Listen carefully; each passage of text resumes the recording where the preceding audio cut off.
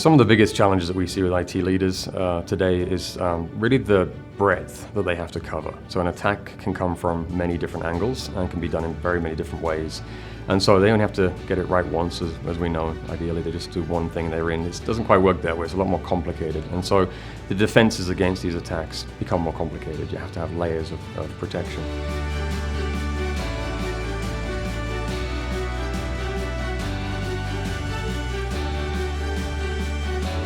Yeah, so one of the reasons why we have customers looking at Azure Sentinel and asking us about it is because they want to find a way to automate a lot of what they're doing. So the team they have aren't always dedicated to security, and if they are dedicated to security, then they have firewalls, endpoints, identity, data. They've got so many different areas to cover.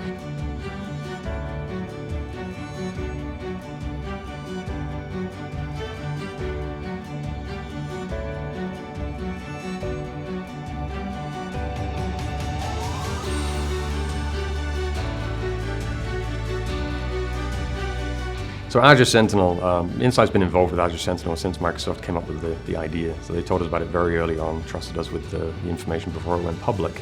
And we were to help guide and steer Microsoft on how not only technology should be used, but also how it might land when it comes to the market and how partners and customers might want to interact with this technology.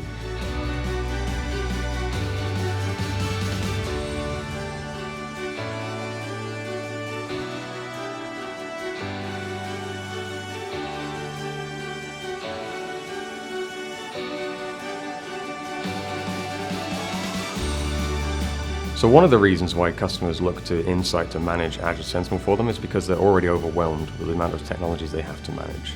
We want to help them adopt a new technology and make it secure for their environment without them having to learn necessarily everything that it can do and how to use it.